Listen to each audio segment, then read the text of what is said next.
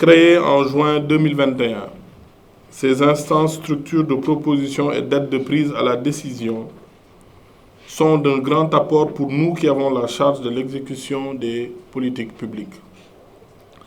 La mise en place de 19 commissions épousant tous les secteurs d'activité, animées par des hommes et des femmes choisis en fonction de leur profil, de leur vécu et de leur expertise est une première dans l'espace consulaire. C'est pourquoi je voudrais chaleureusement féliciter le président Abdoulaye Sow et ses collaborateurs pour cette heureuse initiative, cette généreuse initiative. Une initiative conforme aux dispositions de l'article 1er du décret 2003-827 du 10 octobre 2003, organisant le fonctionnement des chambres de commerce, d'industrie, d'agriculture et de services, qui stipule: la chambre de commerce est un établissement public à caractère professionnel qui assure la représentation des intérêts des opérateurs économiques du Sénégal dans les activités commerciales, industrielles et agricoles. Vous êtes donc dans votre rôle, Monsieur le Président, tandis que le nôtre consiste à vous accompagner dans cette démarche qui permettra d'apporter des réponses appropriées aux objectifs de développement du secteur privé, d'adapter l'action consulaire avec les objectifs des nouvelles politiques définies par l'État, d'avoir un cadre consulaire plus adapté aux impératifs de performance des entreprises ainsi qu'aux priorités de croissance socio-économique de l'État, de renforcer les capacités du dispositif consulaire dans le cadre du dialogue public-privé, de répondre davantage aux attentes des opérateurs économiques dans les secteurs du commerce, de l'industrie et de l'agriculture, d'apporter des réponses appropriées aux objectifs de développement du secteur privé, mais aussi, pour les chambres consulaires, de retrouver un leadership dans le développement d'un secteur privé fort,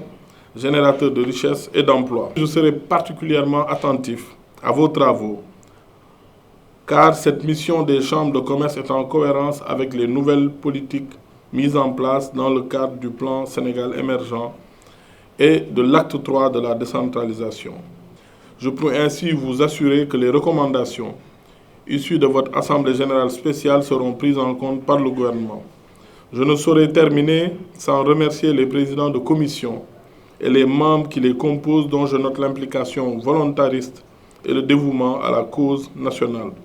Je pense qu'il y a lieu de rappeler un peu tous les efforts qui sont faits par l'État du Sénégal et aussi donner espoir aux acteurs économiques, parce que vous êtes les créateurs de richesses, vous êtes ceux qui permettent, par vos activités, votre dynamisme, permettre à l'État de pouvoir réaliser les politiques publiques, d'appuyer les populations et de faire en sorte qu'il y ait une équité territoriale, mais aussi une justice sociale au Sénégal. Donc, nous continuerons à soutenir l'industrie.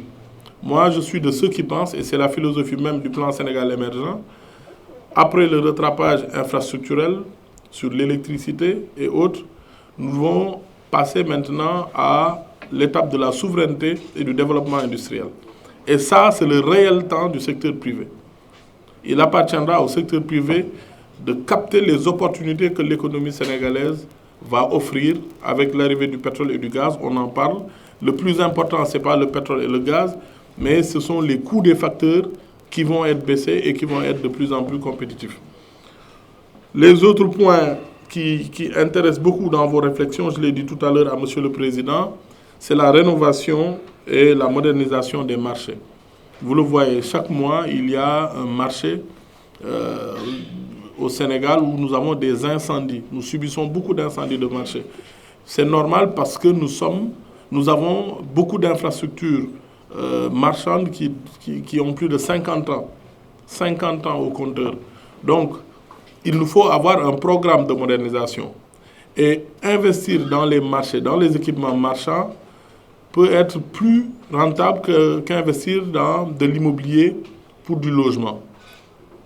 Donc, nous devons avoir une réflexion. Je pense que les chambres de commerce doivent être à l'avant-garde de ces secteurs, proposer des modèles au gouvernement du Sénégal. Moi, je serais fier de voir la Chambre de commerce de Dakar ou les chambres de commerce, l'Union nationale des chambres, pouvoir proposer un modèle de marché, procéder au financement avec l'État dans le cadre d'un partenariat public-privé et procéder aussi à la commercialisation, à la sécurisation et permettre à tous les commerçants de pouvoir avoir un espace où mener leur activité.